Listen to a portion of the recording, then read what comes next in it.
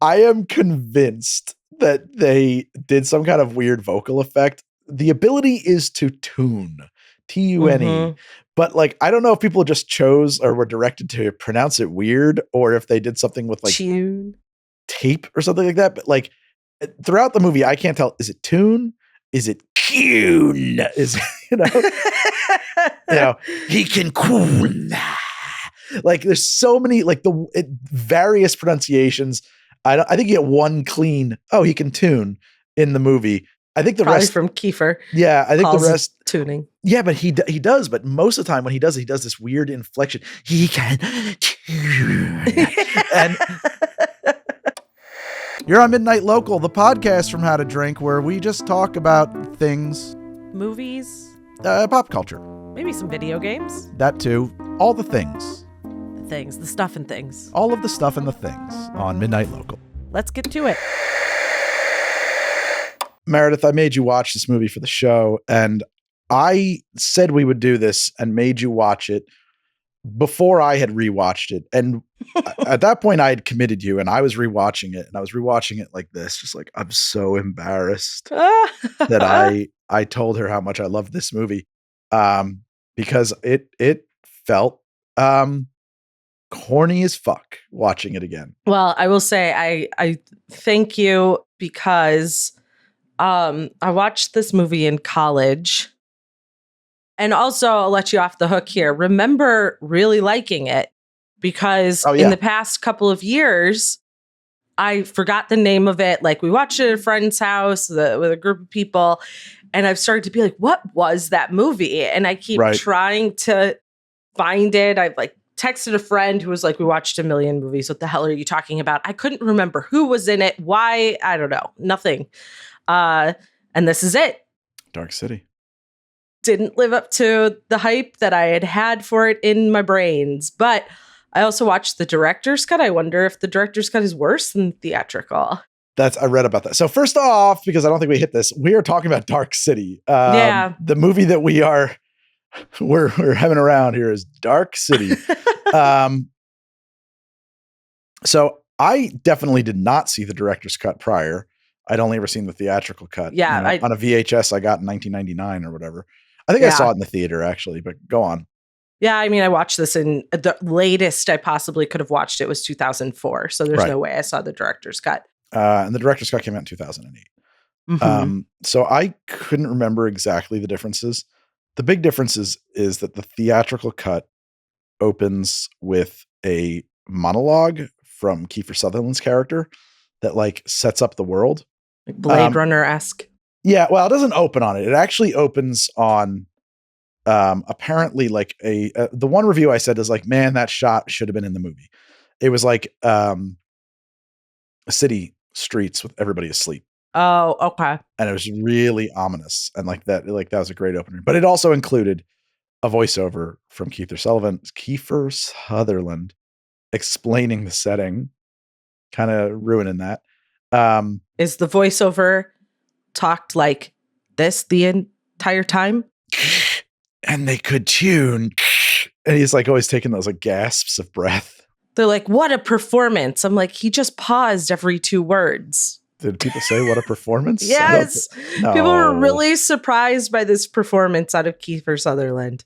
Well, in a good way. Yeah, because he's playing a weak character and he doesn't, that's not like, and I mean, this was, yeah, sure, whatever. But he plays sexy vampire man. So, and Jack Bauer. Way before Jack Bauer. This is way before Jack Bauer. Not that far before. 3-4 years. He still looks like a boy in this, but I guess that's true. Jack Bauer was 2002, maybe? Yeah, probably was. So I saw this movie before The Matrix, and for me, I loved this movie, and The Matrix felt kind of like a less neat ripoff in a lot of ways. At the time. Now I think of this as Goth Matrix. I guess Matrix is Cyberpunk Matrix. This is Goth Matrix. Got it. Right? I think so. Yeah, because this doesn't focus on the technology in the way that the Matrix does. No, It's there. It's there's just no, not focused we don't, on. it seems like arcane. It's magic. Even. It could be magic. It's magic. They have some kind of machine that focuses their power, but like, Right. it's like a face and clock gears and stuff. Right. Like this is, okay, well, okay, we'll get to it. I don't want to like give the big reveal at the end, but. We should set it up. Rufus Sewell wakes up in the bath. Okay. You want to do the walkthrough first? Well, I have to imagine most people haven't seen this movie. So No. it could, let's walk through what is Dark City. I think probably most people have not seen this movie, actually. I think this is a mostly forgotten film. So Dark City, it's Rufus Sewell. First off, I love Rufus Sewell. Man does not get enough work. I think he's really good. I don't know if there's some like skeleton in his closet where he can't work or something, but like the guy's awesome in everything I've seen him in. Really enjoy seeing him in things. Love him. Mm-hmm. He wakes up in the bath in like a shitty looking motel. The light won't stop swinging. He cuts his foot, I think. There's broken glass. He saves a drowning fish. He tries to leave. He leaves. Everything is really crazy. He finds a corpse. He finds a dead woman who's been carved up. She's got spirals carved into her.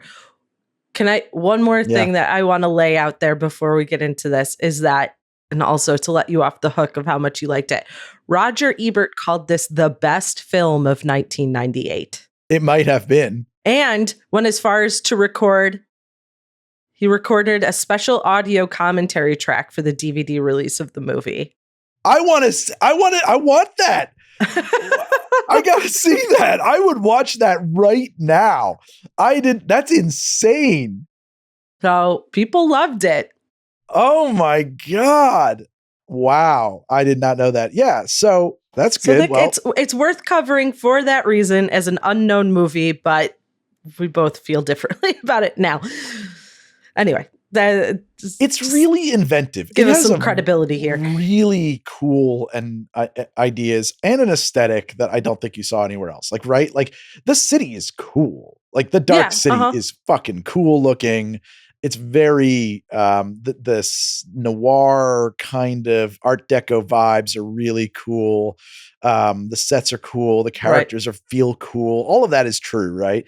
And like to my point about the Matrix, that's the part of the Matrix I like the best. Act 1. And this is just all in that world, right?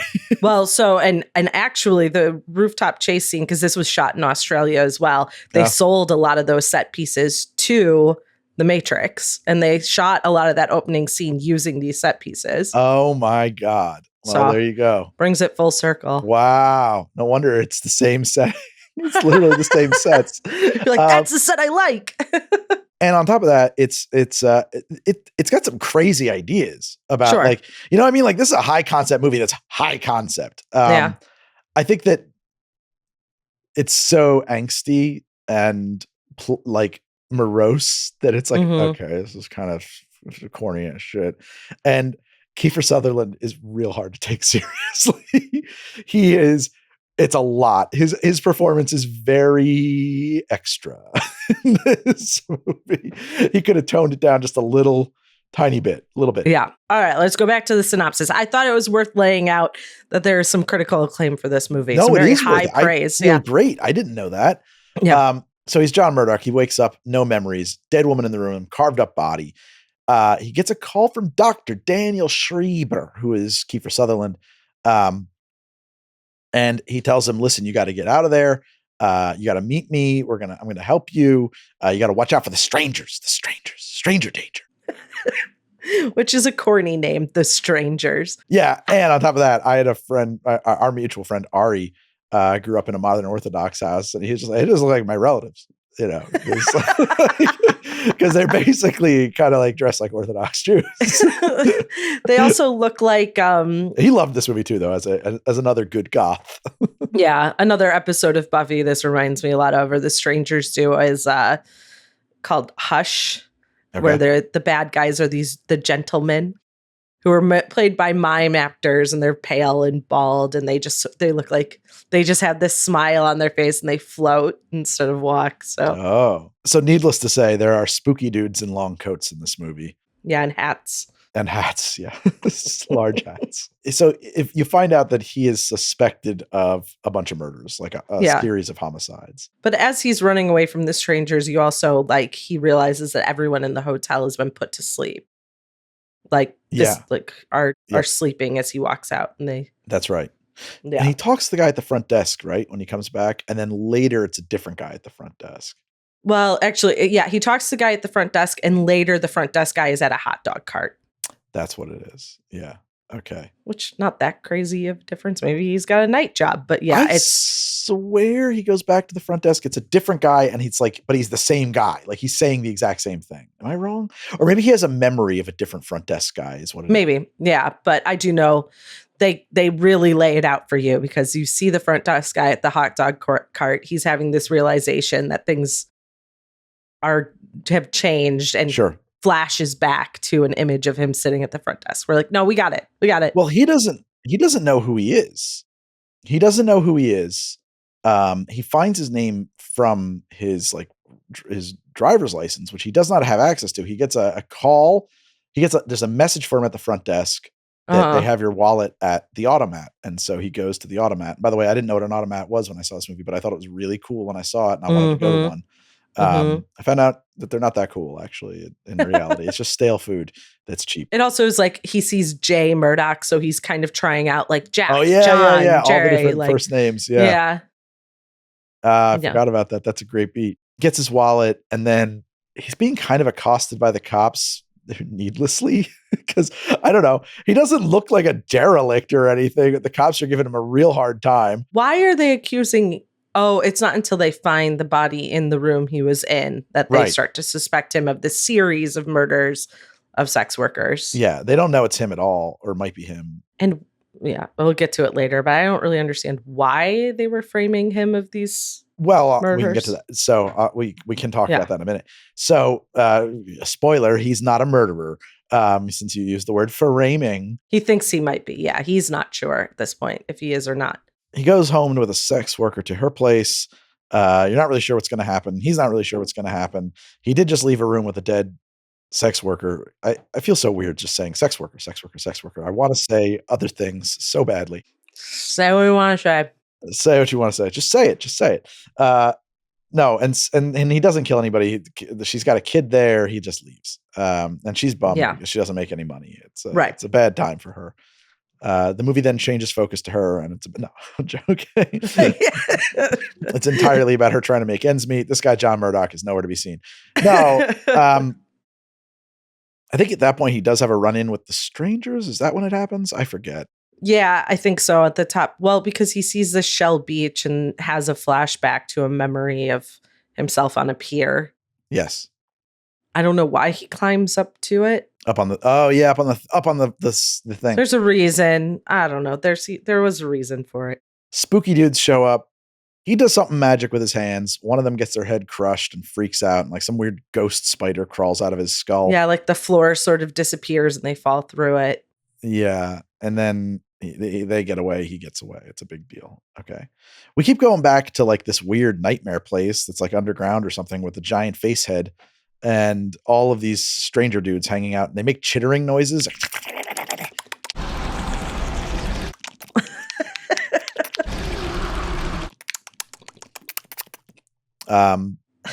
They're real gross. And there's much consternation amongst the strangers about this man who was awake, right? Right. I don't know how he has some abilities that they have mastered that humans couldn't possibly master. I am convinced that they did some kind of weird vocal effect. The ability is to tune, T-U-N-E. Mm-hmm. But like, I don't know if people just chose or were directed to pronounce it weird, or if they did something with like tune, tape or something like that. But like throughout the movie, I can't tell. Is it tune? Is it tune? Is he can coon.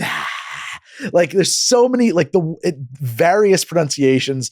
I think you get one clean. Oh, he can tune in the movie. I think the rest from Kiefer. Yeah, I think the rest tuning. Yeah, but he does. But most of the time when he does this weird inflection. He can tune. And it's just so hard to understand that's what's being said. I also think that in many cases it's being thrown through like a ring modulator or something, some kind of an effect, a phaser or something, like a tape distortion, tape delay. We also somewhere in here get the information that The strangers don't like water. They can't handle water. Oh, I forget that. Does that ever come up again in the movie? I don't think so, but well, kind of, because that's what he adds to the environment. Well, we'll get there, but yes. Well, that's why Kiefer's character, Doctor, what's his damn name? Dr. Schreiber. He hangs out at the like Russian bathhouse because they don't like water, but then they come in and fuck with him anyway. So they might not like it, but it's not going to kill them. I don't know if they fell into it. We don't know, but the humidity isn't. Their dislike of it doesn't rise above general dislike. I'd rather not. He explains it again later in the movie, but yeah, we know water is a weakness. And so from there, he's running around. William Hurt, not John Hurt, who was discussed in the most recent movie. Bill Hurt is a cop who's hunting him. His wife is Jennifer Connelly. She's really concerned that he's a murderer. She doesn't think he's a murderer. She's a jazz singer badly. Yeah. And she's cheated on him. So she just hasn't worried about his disappearance because she thought he just left her because she revealed that she had cheated on him. Yes, that's right. You also find out that there's a former detective who had been working the case who has gone crazy. Right. He's like drawing these spirals. Spirals. And I don't think we need to go beat by beat, except to say that it's a chase. He finds out a lot about himself. Like, interspersed with all of this stuff that's going on in this movie, we get to see what the strangers are doing. They put this is what they do every night. Go ahead. If I can do a Trump accent, Trump voice, because like the way I said that, this is what they do every night. I don't know why that seems like something. This is what they do every night. Every night, they put the whole city to sleep, and then they rearrange the city. And they grow new buildings, they shrink others, they push buildings together. The whole city is like Play-Doh. It's elastic. They change it around. And then certain people get these shots in their head, which puts new memories, new thoughts, new personas in there. There's a great sequence where you see like this couple having kind of like the same old, this like working class couple in their shitty little apartment, having that same old fight, yabbering at each other. And then they fall asleep. And then the strangers come in and they like make the room bigger and they make them wealthy. The room gets huge. It turns into a ballroom. They change their clothing. Now they're sitting at this long table. I think he's griping about work when his boss or whatever. And then they wake them up and they have a whole new life they have always had. But he's still griping about work. He's just complaining about how he's got to fire someone for some reason. She's agreeing with him. Yeah. Exactly. Like it's a change of status. And so you realize something's gone wrong when they did that to Murdoch. Murdoch wasn't asleep. Okay. He didn't fall asleep. He's got a little blood on his forehead in the beginning. He knocked the syringe out of his hand. So it didn't fully take, which is why he's woken up with split eye memories and stuff. So Dr. Schreiber is a human who knows how to mix up people's memories into a drug and inject them. And he's got like all of these extracts where he's like, there's a scene later in the movie, he's like, we'll just take a little of a traumatic childhood and a little of this. And he can like put these things together and inject them with you. And so what they do every night is they rearrange a city and they rearrange people and lives and they swap this person with that person, or they take some new invented set of memories and they take this person and move them into this life and give them new memories. And so what they were attempting to do with John Murdoch was turn him into see what would happen if they set him up to be a serial killer. They put him into the life of a serial killer. They injected the thoughts of a serial killer. Will he keep killing? Or is that something that is not just the sum of your memories? It's your soul. Because that we find out, and we define this out quick, by the way, this isn't too much of a spoiler. Like Kiefer's like wheezing this into our faces all the way through the movie. Yeah. How long has this city been there? Nobody knows. That they've not run this experiment before or whatever. Well, it could have been forever. It could have been a week because nobody has any memories. Sort of figures out that he's not a murderer. You find out that, my point that I got derailed on. He explains that the strangers, we don't know where they came from, but their people are dying. And they need Right. to understand the soul because they have a collective consciousness, like a collective soul, which doesn't make sense though, because they also have conversations. So they have some kind of, they have a collective set of memories, but they still have to talk about it with each other. I don't know. But they need to understand our soul because our individuality is what makes us what they need to acquire. Look, it's thin. That's a really thin idea. I'm not going to lie. It doesn't make any goddamn sense. It made a lot of sense to me when I was 17 or 16 or 15, whenever I saw this. But or it didn't need to make sense to you at that time because no, it just so cool looking. Like it just looked cool and there were boobies. There's not many boobies in this. Enough. There's some dead lady boobs. And then you see also the woman he goes home with. Oh, I was gonna say I was about to freak out. I was like, Meredith, did you tell me I missed out on Jennifer Connelly's boobs? Wait a second, I gotta go watch this movie 5 more times. Hold on. Which goes out saying Jennifer Connelly is in this movie, and in the director's cut, I think that you said we find out that she can't sing because the theatrical. She's not that bad, but yeah, she's not like tone deaf or anything. She's just not. But yeah, in theatrical release, they replaced her voice with a professional singer. Yeah, I mean, listen, Jennifer Connelly doesn't need to sing, but she can't. Which too long? Those scenes of her in the nightclub singing, just too long, so long, unnecessary, so long. They are. they are. Do nothing for the movie. No, they do. There's a lot of mood setting. It's fine. It's mood setting. Sure. Yeah. One thing that jumps right out at you. I don't know, me watch this movie again is, did you really take notice of Dr. Schreiber's psychiatry office? No. It's the most insane room. He lives, his office is like, I don't know, like an Art Deco like astronomy observatory or something. It's like this crazy space. It looks like something out of Batman Returns. Well, I know they worked really hard to make to throw you off for any sort of time period, to make any, to mix it up from set to set, and to have certain types of phones and certain types of analog things so that you weren't able to place a time. Well, that's kind of that feels a lot like Batman the Animated Series, the Tim Burton Batman movies, and The Matrix. Before we leave The Matrix, it's very strange because there's like computers and like a corporate high-tech world, and then also like really slick 1968 Lincoln Cruisers and rotary dial phones and like, you know what I mean? Like it has like that same vibe.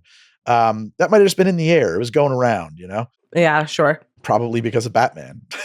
Probably Batman set the mold there. The 80s and 90s were kind of like that though too. It's like our basement, we had a rotary phone, but we had the internet upstairs. It's like the old stuff got moved downstairs and was still there, and the new stuff got put upstairs. Our rotary phone was in the kitchen, Meredith. Yeah, on the wall. Same. Oh yeah, with a 40-foot cable, so you could walk around the house. We had one of those in my early childhood, and then I remember it was such a big deal when we got the portable phones, and then it was such a nuisance because we could never find them around the house, so we always had to hit that button. Go find it. Oh darn. Here's a weird telephony question for you. Do you know the difference between tone and pulse? So when you, God damn it, I'm such a phone freak nerd. When you turn a rotary dial, it's got a series of contacts that go beep, beep, beep, beep, beep, beep, and that tells the interchange what number you're dialing. That was a 9, that was an 8.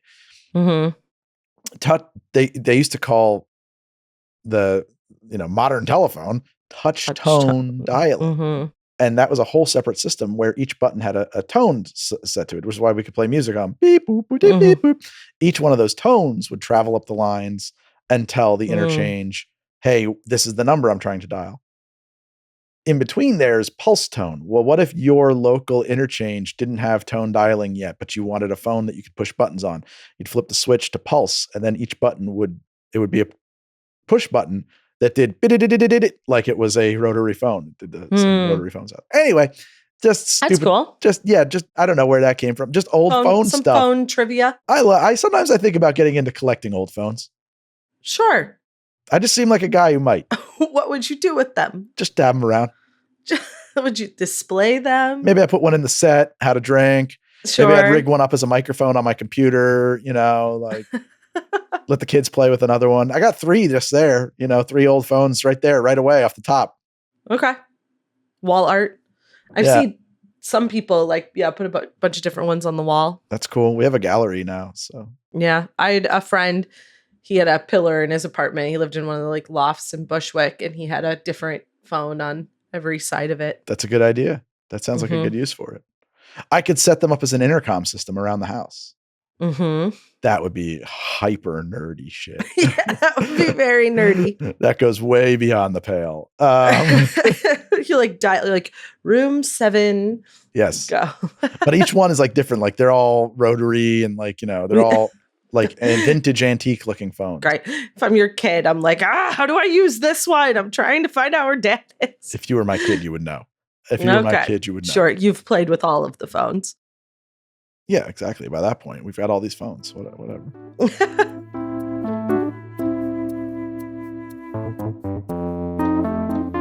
Yeah, and ultimately this movie has to come to a climax, right? He keeps trying to get to Shell Beach. Hey, do you know the way to Shell Beach? Well, so it's the mystery switches after he sort of accepts that he's not a murderer. Now he's trying to find out who he is. Right. And Shell Beach is where he believes he grew up, where he has memories from. So he's on a hunt to try and figure out how to get to Shell Beach. Right. Which they've laid down hints that it's anytime he asks anyone, they're oh, you go this way and that, I can't actually remember how you get there. So that's a big complaint I have for this movie, where I say this movie is hokey, is that there's a number of times where it would have been so much better to be more subtle. When that is exactly it. When he saw at the cab driver, hey, you wouldn't happen to know the way to Shell Beach? Oh yeah, sure. You just go up that way and then you make a right.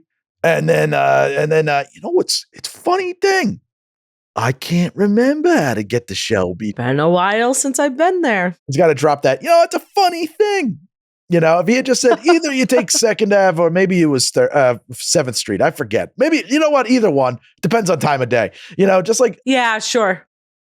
Or just know how to get there, but you can't when you try to. Yeah, well, then somebody would try and it'd be really wait, that's weird. We can't get here. But that is what happens. Yeah, but that's what I'm saying is that at this point in the movie, though, people should just they should not know how to get there in a way that doesn't call attention to the fact that they don't know how to get there. That would serve the film better. Right, because the idea is that, they stretch that a little too thin as well, where it's when he finally goes to meet with his uncle that he discovers is still alive, and his uncle's showing him slides, and he's do you remember anything ever happening during the daytime? Yeah.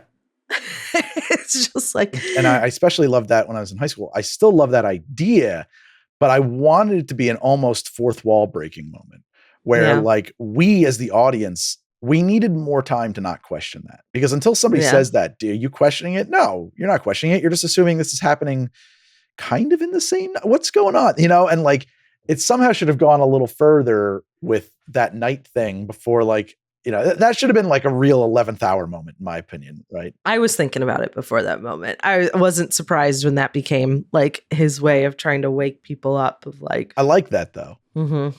I do think, I don't know. There's this idea. It reminds me of, I don't think you ever played it, but what's that video game where you go down to that underwater city? It was very popular. Oh shit. Mario Brothers. Yeah, Mario Brothers. That's the one. Rapture is the city. BioShock. In BioShock, it's a video game. It's a first-person shooter, and all throughout the game, in any video game, you get, quests. You get missions, right? And you have to beat the level and get the mission, whatever. And it's kind of this weird meta moment at the end of the game where it's revealed that you never had any, of course you didn't have any choice because you're playing a video game, but you never had any choice. You were going to do these things because I have you brainwashed so that when I say, would you kindly, you do whatever I tell you to do next. And so none of these, I don't know, it kind of plays with the idea that your assumption about the game is that this is what you've got to do. But in reality, you haven't even been thinking about your actions. You've just been doing them because you're playing a video game, but we can Right. play with that concept. So it's like you're watching this movie and you're not even thinking about the fact that it's always nighttime if you're really in the movie, if you're letting it wash over you and calling attention to the fact it feels kind of like that, like this weird meta, like we fucked with you kind of moment. I guess, but it assumes that people never think about their memories in the setting. Yeah. And I'm just Right. like, I know they're updating things every so often, but you would think that there would be a time limit of amount of time in each cycle they could get to before people were like, wait a minute, because it's like most of the time you're not doing things. You're just sitting around, especially his uncle who's just sitting there in his apartment and you're just thinking about life, things that have happened, maybe reading a book. And he's not confused by that cycle until someone says to him, think of a memory. Well, he just never remembers anything? No, it's when was the last time you remember doing something during the daytime? It's a long time ago. They have memories in the daytime. He's got the pictures even at the end when Kiefer Sutherland gives him the injection to train him on tuning in like 5 minutes. Almost all of those memories happen in the daytime, and all the memories people have were programmed by Kiefer Sutherland. So like, it's just that it hasn't been in a while that you've done anything in the daytime. It's just kind of like a moment where they're like, that is weird. It's been night for a long time. Yeah, it's a tough one for me to accept. And also, it's almost like saying the name of the movie in the movie. Like, it's truly a dark city. This is the dark city. Right. But they also I don't know. I would find it more believable if they don't know how long they've been in this loop. It's been this one night has lasted for years, decades, however long they need it to. And they're just replaying it for them over and over and over again. But they don't. You think it's the same night? No, I don't. That's kind of the problem. Yeah. Anyway. The other big turning point is that one of the strangers injects himself with John Murdoch's memories to help find him. And apparently this is a thing that they've tried before and it always ends in disaster, And that's like the big statement about this movie. So the strangers truly are the sum of their memories. They inject this guy with memories and immediately the memories that were supposed to turn John Murdoch into a serial killer, right? They inject him with those and he's like, he thinks, okay, cool, I'll be able to hunt down John Murdoch. Immediately his only interest is in killing sex workers. Immediately. And all the other strangers are hanging out, they're like, what the fuck, dude? Jesus Christ. He just starts cutting people up. It instantly turns him into a serial killer. But John Murdoch is a human. He resists that. He questions identity that's been handed to him. He doesn't accept it. And he's dagnabbit not a serial killer. And that's I think the thesis statement about the movie, I guess, in the movie. Human men never do horrible things. You got a one note song, Meredith. You got to learn some other chords here. It's the same thing over and over. It's just sure. But what that's the message. No, humans couldn't possibly do horrible things. No, there's no message. He's saying that the film is saying that the defining characteristic of humanity, and from his perspective, is the ability to question the information that we're given, to question our perceptions of reality, to not accept at face value where we are and who we might be, and to redefine who we are. And the urges we might have. He's saying that you could be handed a place, an identity. You could be handed these urges to want to kill. No, not urges. He was handed an identity. He was handed memory. Right. That's the point. He was handed an identity. And well, I don't know. I mean, you could say they are. He's saying that they're not. They're separate issues. One's cognitive memory and the other one is some kind of broken biological impulse. It's a separate idea, I think is what he's getting at. The humans can be handed a identity and reject that identity. And that these other creatures, they cannot, they have no choice to reject their identity. They are not capable. I think that's kind of what he's saying. That's why they're broken and we're not. And they need what we have. They need the ability to define themselves. Yes. Even in bad ways. I'm just saying the premise of the movie is humans historically unbroken is not, not really resonating with me. Okay. I mean, come on, Greg. I don't think that's the premise, though. I think you're missing the premise intentionally. So it's all the right. whole point is this guy, he gets implanted with the same thing that John Murdoch has, the same amount because it's John Murdoch's Yes. injection. Yes. And he can't help himself but to go quick kill, right? Because he's been given this identity, these urges, this desire to go do something. And you're telling me the great benchmark of being human is that we don't give in to our urges. No, you keep saying urges. It's not about urges. The actual line in the movie, we are more than the sum of our memories, is listed. The only thing they can control are memories, right? They can rewrite your memories. The aliens, there's impulses or anything. The strangers are only the sum of their collective memories, right? Whereas we are not only the sum of our collective memories. We do have urges, and his is to not kill. So when they give him the memories of a killer, he automatically rejects that, right? Because he doesn't want to do it. Because it's just not in his nature. He's saying that there's a nature beyond what our memories are that we are assumed. I don't know that that's a question that needed to be thought about. It's like that's weird. You're thinking about some real heady stuff there, boss. But like that is the point of the movie, I guess. You know, he's trying to define humanity as being. I mean, there might be an argument to be made that like this is a anti-Soviet film or an anti-communist film or something like that because of some kind of rejection of collectivism in favor of individualism. And that's what the strangers are here to find is the understand individualism. I don't know. So it was directed by Alex Proyas. I think he also wrote it. Other people were also credited. David S. Goyer, The Dark Knight. But Alex Proyas had previously directed The Crow. This was his follow-up to The Crow. The man is goth director king. I don't know his background. Is he like a refugee from some Soviet country? Because a lot of times these kinds of themes will turn up in the works of those people. Yeah, we never got to the film facts. Alex Proyas does not look like what I imagined. We'll put it on screen. I'm not looking at him, so. Wow. So he was Egypt to Greek parents. He's Greek Egyptian, so like Coptic or something, you know, like anyway. What is the Cleopatra is Greek. His father's family had lived in Egypt for many generations, and his mother's family were from Cyprus. He moved to Sydney when he was 3. He did Australian film, television, and radio school, and directed some MTV music videos and TV commercials thereafter.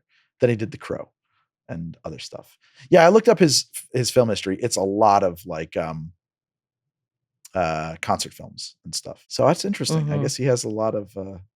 It's interesting too, though, because like he did Gods of Egypt, a movie about Egyptian mythology, about like literally myths of Egypt, and is nominated for Golden Raspberries for Worst Picture and Worst Director. I think it was largely panned because the cast is very white. Of this movie? Of Gods of Egypt. Oh, also of this movie. True. That is true. Yeah. I mean, there's not any black or not. There's nobody in this movie who's non-white, right? Also, how do the strangers procreate? There's a child stranger. There's no female strangers. So there are no children strangers. They tell you flat out, these are your corpses. They take the corpses of humans and inhabit them and pilot them. The little weird ghost spider that comes out is the stranger. They only pilot men. That's true. It's just an observation. Okay. Fine. It's just such a sophomoric movie.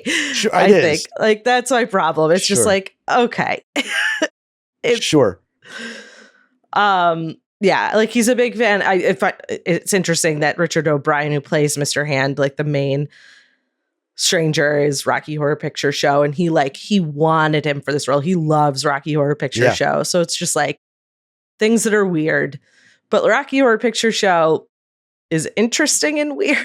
I don't know. We'll keep Richard O'Brien. He wrote Rocky Horror too. He wasn't just in it.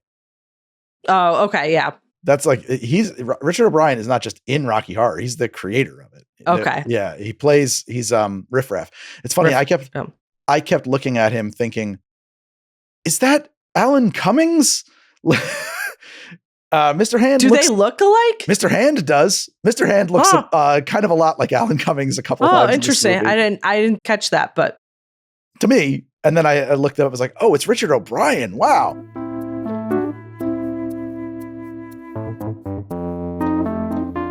So yeah, all right. He's searching for Shell Beach.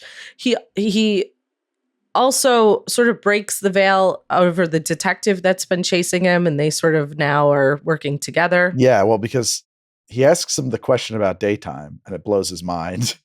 And then they go to find Shell Beach with Dr. Schreiber, and they find Right. out that it's just outer space.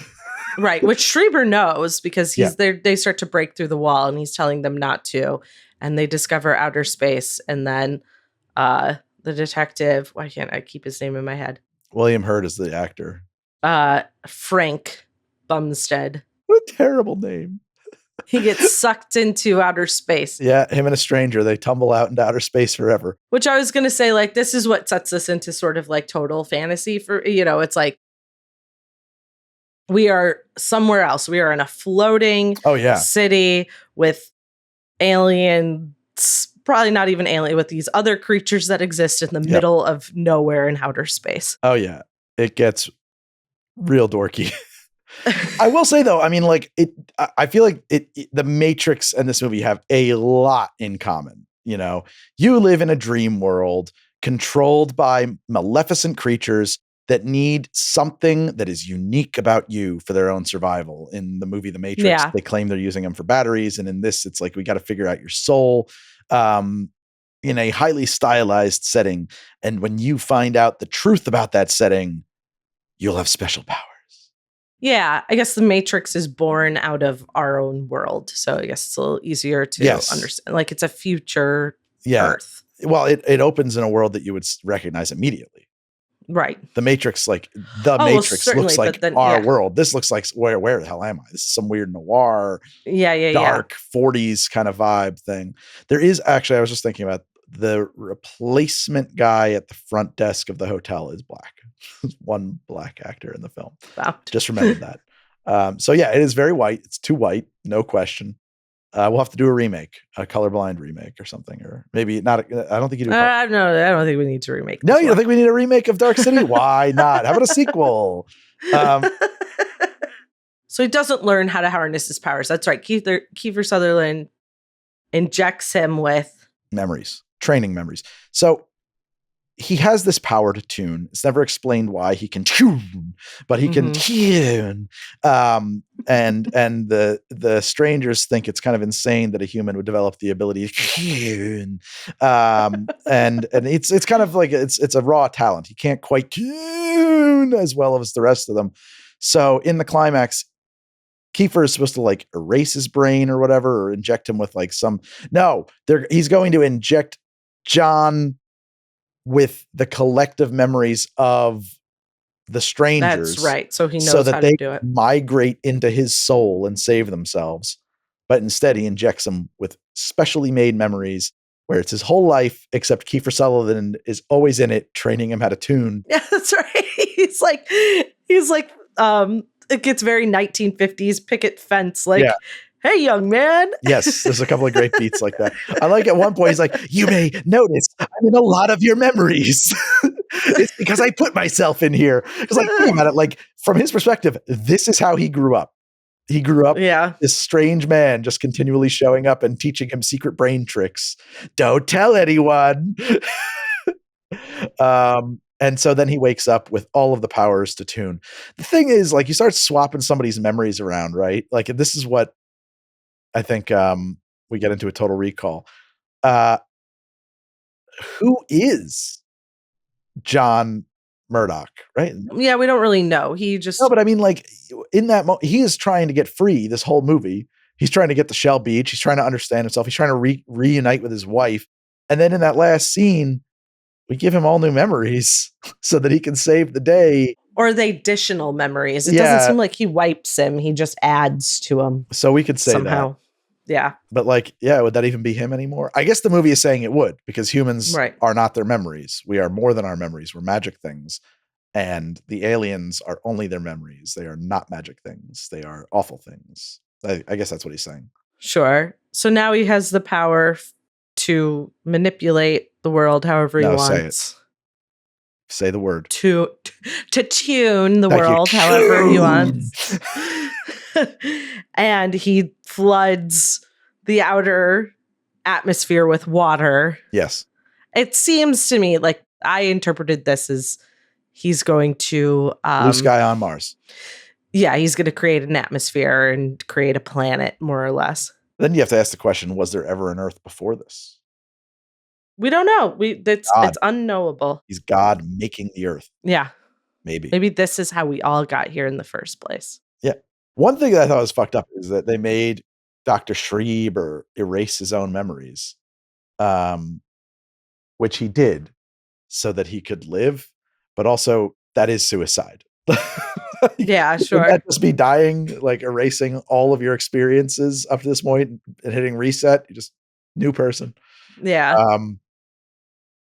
So he doesn't know anything about who he is except for his ability to tinker with other people's memories. And Jennifer Connelly loses her memory of being his wife at some point too. Yeah, and they have to meet each other a second time. And I think that's a little bit like that Eternal Sunshine plot point, which is like you can erase your memories of me all you want, but like we're fated to be together, right? Like we are two people who are going to find each other again and again. Which I don't know why, because I don't feel any sort of chemistry or anything between the two of them. Well, I like Rufus Sewell, but he is a man incapable of chemistry. He is an ice cold individual. There's no warmth ever coming off of that man in anything I've ever seen him. But it is very compelling anyway. Actually, that's not entirely true. Did you ever watch any of Man in the High Castle? I haven't, no. It's not good. It's bad. Oh, okay. I thought you liked it. Yeah. Yeah. Man in the High Castle is two shows happening at the same time. There is a show that stars some older veteran actors that's very interesting. And I can't remember everybody's names, but one of them is Rufus Sewell. And that's like a pretty good show. At the same time, there is a show of younger actors who seem to live in a WB like teen drama romance, but with Nazis. And that feels very, very, very bad. And unfortunately, the main plot line is the second one. Oh, okay. So the main character is this young girl from San Francisco, young woman from San Francisco. And that storyline is only good when it intersects the storyline that centers on the older people. It's real bad otherwise. It's hard to watch. And it went so many seasons. I got through seasons 1 and 2 of that show, and then season 3 I fell asleep repeatedly trying to watch. Yeah. But no, actually I have to say, I don't know what else he's been in, but like he's actually I got some thunder going on here. He's actually quite human in that he plays a Nazi and he's a bastard. But then you find out that, well, one, he's an American soldier who became a Nazi when the Nazis won World War II in this setting. And 2, he really loves his family. And there's a lot of like, holy shit, like this bed we lie in, we got to walk a tightrope and ultimately like his kid who has been raised in this, environment of permanent, like, Nazi propaganda ends up turning himself in for disposal because he has some like congenital heart defect that means he'll never grow up to be much. And so he's like, well, I don't want to be a useless eater, Dad. And Dad tries like hell to get him off to like someplace where he'd be safe. But the kid just derails all of those plans by saying, I'm just going to go to the processing facility and have myself killed. And like, it's there's some heavy shit in that. Like, that's dark. Yeah. And he carries it off. He carries it off quite well. You believe, so I'm only doing all of this to say I said the man is ice cold and has no chemistry, but I don't think that's true. He's got an actual human soul, just like the humans in Dark City. Yeah. I know him from A Knight's Tale, which is also kind of a dark, unlikable guy in that movie. He plays the Black Prince in it, right? Yeah, but yeah. He's kind of an 11th hour hero. Does it at the end? He's like a good guy in it. I don't think so. I don't remember. I haven't seen Knight's Tale in years. If I'm not mistaken, there's a big deal in it that like he is trying to joust, but nobody will joust him because they're afraid of killing the future heir. And the only person who will joust him is Heath Ledger's character. And that is a huge... No, that's a different guy. This is the guy. He's like cheating to win the tournament. Oh, he's the bad guy. Yeah. Okay. Oh, You're right. That He's was a different fighting guy. with Heath Ledger over the girl. He Yeah. thinks And he's betrothed to her. He's supposed to have her. he makes for a great villain. He does. Oh yeah, He carries does. it off He well. would be a very You're good right. villain. The other guy, I forget that actor's name now, but he knights Heath Ledger as reward, right. which so makes that him he can valid. Yeah. Right. Yes. That makes much more sense. Yeah. Thank you. So you hated this, and now I'm compelled to defend it against you. Even though I was deeply embarrassed that I even made you watch it. Look, I don't hate it. Now since you're defending it, I'm falling further on the fight against it sort of side. I think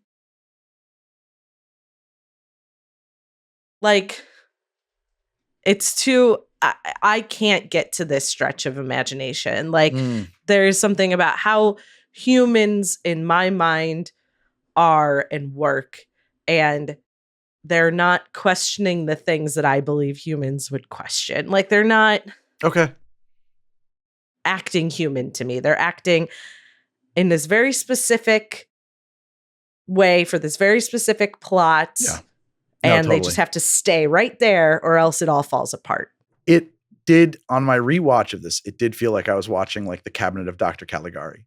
It felt less like a movie about human beings and more like Greek theater or something, where like there's these archetypes who are presenting their perspective to the audience. Like it just seems, or like kabuki or something. Like you're right. Like they don't seem human. They seem like weird archetypes. And when the director was questioned about the Walensky character, which is the former detective who's now become aware and he's trying to ride subways to get out to Shell Beach. He's lost his mind. Why wouldn't these characters just dispose of him? This is a dangerous thing in their world. And he's like, oh, he's an experiment. They want to see what he'll do, what a human will do when they realize this. And it's yeah, I guess that's your catch-all sort of your catch-all way for all these plot holes to be fixed. It's just an experiment. Oh, they're experimenting. There's not a reason for it. He doesn't know why. No, there's not. He needed someone that in a pivotal moment, John could communicate with. Right. Exactly. Oh man, we should do that one too. Sorry, I was just thinking of another movie from a roughly this time frame. We'll save that one for Halloween. You ever see Fallen? Mm-mm. You got to see that movie. And don't look up anything about it unless you know the better. It's just a good flick. It's a good movie about a cop. That's all there is to it. It's just a good old mystery. But yeah, it does feel like something I would have drawn up in my 3-ring binder in sophomore year of high school, thinking my players are going to love this. Right. So it does. That's why I said it's kind of cringe inducing for me. Right. Well, and for where I get with the female characters is all of the female characters are gratuitous in this movie. Oh yeah, you've got real male gazy. Yeah, they're there to show their boobs and be prostitutes, or they're there to sing in sexy nightclubs and be an idealized 16-year-old's wife. Sexy and mysterious and, whatever. And that's it. That is the entire extent of, oh, wow. It's quite the storm happening out here. Oh, my Saw some goodness. scary close lightning out there. All But right. I heard what you're saying. 16-year-old wife. Yeah, I got you. No, absolutely. And as a 16-year-old, Jennifer Connelly. Hey. Right. So, I can understand why. I've been crushing on her since I was 7, There's not much for me to connect to in this movie or be interested in. Yeah, fair enough. So she's not your type is what you're saying. Well, and I dig the mystery. I dig the moment that he wakes up, he's trying to figure out who he is. I don't inherently have a problem with the movie. It's just as he starts to solve this mystery, I'm not satisfied by any of the answers. This is the problem that I think a lot of real high concept movies have, which is where the third act, ultimately, everything cool you've been building is kind of a mystery because we don't know what's in the box. And then in the third act, when you start to pull it apart and see what's really happening, it's not as good as not knowing. Yeah. And I think that's a problem with a lot of movies like this. So it has the third act problem hardcore for sure, because ultimately we get the dumbest shit ever, which is just a tune fight between him Right. and the other tuners while they tune around the city, Right. tuning back and forth at each other. Well, and an argument for the Matrix is they do the opposite of that. They give you act one of mystery, and then they tell you what's happening, It's true, and they then tell you you live everything. the rest of the movie in that world and trying to understand that world. And the world makes sense. Sort of. With yeah, I mean, aside from the energy not working the way it would work or not Sure. being necessarily needed or necessary and actually taking more energy than it creates, sure. But the concept of this alternate world existing and why makes sense. Yeah, I'll say that it's internally consistent. I don't think it's any more internally consistent though than Dark City, because I think that, I mean, if the premise, we have to take its face value, right? Like the movie's central premise is that humans are not like these creatures because of X, Y, and Z. These creatures have these powers. Then I don't think that there's a lack of internal consistency in this setting. Yeah, I don't know. I don't think I push back on that. are humans in this movie. That may be true. And I do want to say too, is that like this movie is so, it has such a heightened aesthetic. And it does take place at no time. You know, it takes place in some non-real, you know what I mean? Like it's not even trying to be the real world. Right. To your point about like, this isn't how humans would behave. I guess I'm usually very hardcore about that. I think that in this film, I accept it. Again, cringe-inducing film. I don't want to overly defend it, but in movies like this, I am more likely to look past that stuff with ease because, okay, we're not even going for reality here. We are in some alternate heightened reality. Period films often, I think, get away with that. Sure. Like, I don't know how people spoke or interacted in the 60s. So Mad Men feels very authentic to me. Maybe it's not. Right. Or like Pee Wee Herman does that, but in a different way. Establishes a world where that isn't. Yes, exactly. Yeah, none of those people are acting how humans would act, or they're given very strict guidelines as to what this human is. Yeah, but inside of the confines of the world that's established, they behave perfectly normally. Sure. They make perfect sense. I'll give you that. Yeah. Yeah. Well, ultimately, a movie probably missed by a lot of people, and maybe it should stay missed. Well, and the reason we revisited it is because we were going to do an episode on The Matrix, and there was this movie that was very compared to, or other way around, The Matrix was compared to it. I made that comparison. Yeah, I was but it's been made. You're not the only. Yeah, it's been made. I think it's right to be made. Yeah. But you think The Matrix is the better film? It's certainly the one that had a bigger impact. Yeah. I'm curious if this stood out to you. So it's something I wrote down in the like facts, which I find like this did not occur to me while watching the movie. I'm surprised by that. Is that it has one of the shortest average shot lengths of any modern narrative, and it's cutting every 1.8 seconds. It didn't jump out at me. I didn't feel like it was fast cutty at all. Like I think of Baz Luhrmann as like fast cutty, like always cutting. Like I did not feel that way about this movie. So there's two different ways to cut. He's just cutting invisible. Baz Luhrmann wants you to know when he cuts. Right. It's a different kind of thing. Yeah, and he might even be cutting slower as a result of that. Maybe. Here, you're just doing what's called like golden cinema cuts, golden age cutting, which is invisible cuts, but like fast. Really fast, I guess, which is cool. I don't know. Exactly. Like it didn't even jump out at me. Maybe one or twice, two scenes, but not really. And he's a guy who did a lot of music videos, so that kind of makes a lot of sense. I was going to say, I do love the effects in it. A lot of them don't hold up. The weird wavy blue lines look silly as hell. Yeah. But the city moving is cool. It's so cool. Like the twisting buildings growing and stuff like that. And like pushing out the walls in that room. Like I thought that was going to look like shit and revisiting it, but I was like, damn, that looks great. Actually, that looks really cool. It does look cool. It looks natural. Yeah. It's very believable. A lot of miniatures in this, and they carry off quite well, I think. Yep. Agreed. I would not knock it for like visual effects or that type of taking you out of it at all. It's just corny. It's just corny. It's just real corny. It's also like, I think like noirs live in a period of time where noirs make sense. Yes. And I think like when you try to be a noir for a stylistic reason, Yeah. it just doesn't come off the same way. Yeah. Yeah. That's fair. Well, and Blade Runner is maybe an exception, but that's being cyberpunk, not noir. It just feels noir. Well, maybe. it is neo-noir. And I was going to say that this movie totally fits the archetype and confines of neo-noir because he is in search literally for himself. He doesn't know his memories. He's trying to figure out who he is and what that means to be that person, or is he not that person? Blade Runner is about that too, but the difference is that Deckard never really admits that that's what he's looking for. He won't ever admit that to himself. He knows what he's looking for, but he doesn't want to think about it. Right. Whereas here, the character is obsessed with figuring himself out. And as well, you would be. But so it's totally a neo-noir. It's just that they jam the aesthetics of noir into it. Without need. Well, and I guess we didn't really go through like the facts of the movie, and we don't need to go through them all now. I think we've talked about it, but it was a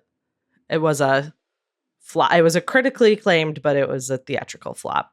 Yeah. With a budget of $27 million, it grossed 14 domestically and 27 worldwide. Well, just like the critics, us erudite teenagers really got it, and you plebes simply weren't ready for it. Maybe the masses will come around on this one sometime down the road. 18, 19-year-old me really liked this movie as well. I really enjoyed it the first time I saw it, but thinking about it and trying to find it for a while, so it can't all be bad. I'm reading your notes right here. I like the way Kiefer talks in this movie makes all of his scenes unwatchable. I agree. I agree. Yeah. I fully agree. You said, yeah. The nightclub singing scenes are just very astute note taking. I would love to hear again what the replacement voice sounded like, because I remember watching it and I was like, I made my wife watch it with me, and I was like, I don't remember her singing this bad. Like, like it jumped out at me, and I'm not like that musical. So I was like, wait a minute, what's going on here? Yeah. I also did I will give it this caveat on my way out. I watched this movie while I was slipping into being just absolutely ravaged by the COVID vaccine. Oh. So I watched it probably in 20-minute increments because I kept like getting fevers and falling asleep. You went and got vaccinated recently, huh? And we're going on a cruise. Oh, okay. And I am pregnant. Okay. Fair enough. So booster seemed like the smart choice. Yeah, well advised. Yeah. I said that, I want to see the director's cut of this because I think that that's like a big deal. And my wires were crossed. It's the director's cut, or really the black and white cut, of Johnny Mnemonic, which is a movie that was directed by William Gibson, starring Keanu Reeves. And it's based on a short story William Gibson wrote in Burning Chrome, which is the collection of short stories he put out before Neuromancer was released. So like this is Cyberpunk Case 001 or whatever, directed by the guy who wrote it. And it's a goofy, corny movie that we should probably do. Sure. But I would love to see it in black and white as he intended. He wanted to shoot it in black and white, and the studio wouldn't let him. And I'd be curious to see his black and white version. I've heard it's much more compelling. Okay. Well, we'll see how lesser known movies perform on the podcast. I don't know that this is lesser known. I don't know about Neuromancer. I think Neuromancer looms large. It's just a different audience. Yeah. It's got a specific audience. Gentlemen of my generation, I guarantee they all know what it is. Okay. Not Neuromancer. Sorry. Johnny Mnemonic. Neuromancer would be great to see as a movie, but it'll never be adapted.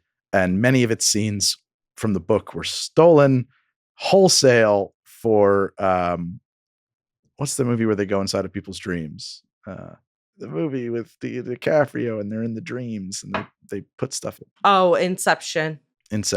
Feels it's like Neuromancer through a lens darkly.